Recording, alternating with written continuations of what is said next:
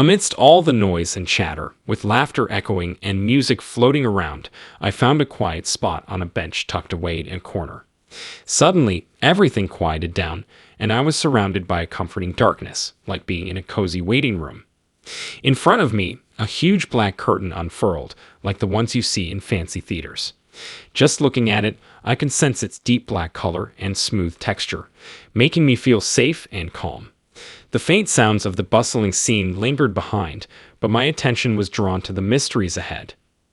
I opened the curtain and stepped outside, greeted by an incredible sight. Everywhere I looked, there was beautiful green grass under a bright blue sky. Next to me was a gentle stream, its water flowing calmly and making little ripples. It all looked like a perfectly kept garden, with the grass meeting the water smoothly. As I took in the amazing view, I noticed some blurry shapes across the stream. They seemed to have an exciting energy that caught my attention. Even though I couldn't see them clearly, I felt their presence strongly. For a moment, I felt a bit confused, but then I focused on the present moment and the figures across the water. Deciding to get closer, I stepped into the stream. It wasn't too deep, maybe about 20 feet across. I was eager to meet those people and feel their energy. The water felt cool and refreshing as it touched my feet. Slowly, I moved further into the stream until I was standing ankle-deep in the water. It swirled around my feet, creating a mesmerizing sight. About 6 or 7 feet from where I first saw the figures, I realized they were indeed people standing on the other side of the stream. Even though I couldn't see their faces clearly, I knew they were human. Being in the stream made me want to join them even more, drawn by the strong energy coming from their side. The sound. One day, there came a moment when a strange sound caught my attention. Up until then, everything had been quiet, nothing particularly noteworthy to hear. But then, out of nowhere, it happened. I was in the middle of trying to cross over to the other side when this sound interrupted me. It wasn't like any ordinary noise you hear with your ears. Instead, it felt like it resonated deep within me, almost like it was speaking to my soul without using words. It felt strong and commanding, like a voice inside my head asking, "Where are you?" The noise. As a 19-year-old, I couldn't help but respond mentally, "I'm at that saint in New York." But just as I finished that thought, I was bombarded with all sorts of noise, loud music, people chattering, you name it. It was overwhelming, like 100 different things clamoring for attention in my head. I remember feeling out of sorts, like something wasn't quite right. But then, just as quickly as it came, chaos faded away, replaced by blissful silence once more. I was back by the stream, feeling the urge to move forward, leaving all that noise behind. Moving forward. My goal was clear. I had to get to the other side, so I took a step into the stream, gauging its depth carefully. As I waded in, the figures on the other side became clearer, and I could sense their curiosity about me.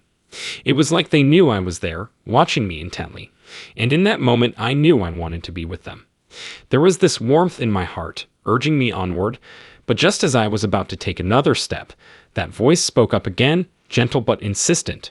"Where are you?" I met the saint. With a hint of irritation, I replied, "I met the saint in New York." Suddenly, I was back in that noisy place, lying on the floor with people hovering around me, worried. They were saying things like, "I don't think he's breathing," and "Should we call an ambulance?"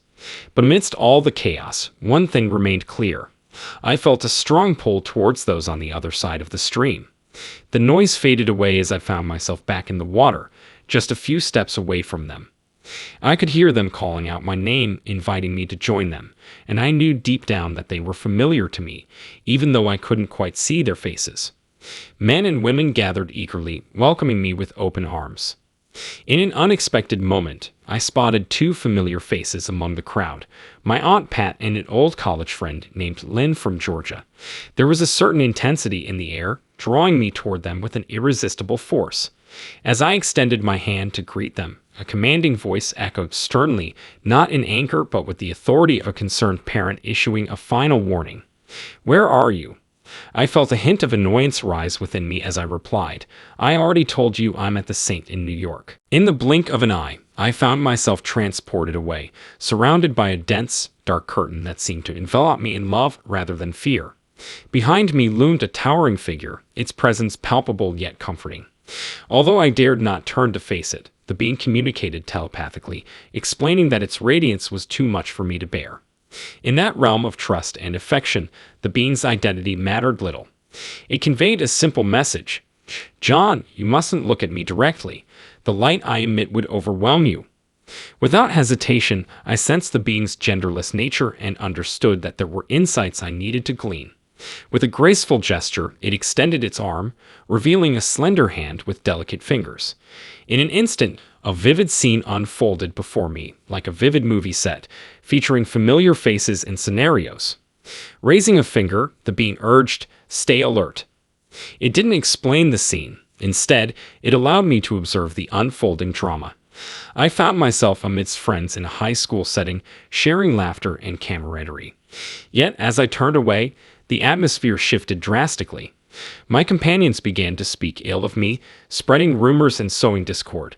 Each turn brought either joy or turmoil, depending on my orientation. It was a sobering lesson on human nature, emphasizing the need for vigilance against our capacity to harm one another. Humility, I realized, was our greatest defense against the treachery of the human tongue. I was both participant and spectator, learning from the experience as it swiftly faded away, leaving its mark. The second vision materialized, set in the very location where I stood, the Saint in New York City. Unlike before, I was now an observer, not a participant. It was an invitation to witness and learn, with a clear directive to bring light into darkness, to illuminate the unseen truths. My guide gently lifted its finger, motioning me toward the dance floor.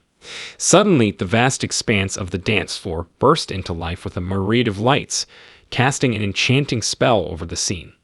Thumping bass and soaring treble poured from the speakers, compelling the crowd to move to the rhythm of a universal beat. Each dancer carved out their own space, lost in the moment until my guide's light singled them out. Instantly, shrieks and cries drowned out the music, fear etched on the faces of those caught in the spotlight. The third vision unfolded before me, a breathtaking tableau of fulfillment. It wasn't until the dawn of 2020 that I could fully embrace this vision as part of my personal journey. Once again, my guide's finger gently tapped my shoulder, signaling the arrival of the third revelation. This vision stands as a triumphant conclusion to my odyssey. In this vision, a majestic golden stage with steps stretching on either side unfolded before me in all its grandeur. I stood at the forefront, alongside others, poised to traverse the stage. The significance of the achievement for which I would be honored had eluded me for 3 decades, yet the memory remains vivid. Rarely a day passed without pondering the meaning behind this exhilarating yet enigmatic scene. Its placement among the succession of visions, its true significance, and the humbling contemplations of human nature have been constant companions. Pausing midway across the stage and casting a glance to my left marked a poignant moment in this graduation ceremony. It was a moment to pause and listen to a melodious hymn sung in harmony, a beauty that our earthly realm struggles to fathom. What I paused to hear filled me with humility, echoing the simple yet profound words of one of history's greatest teachers, Jesus. It is finished.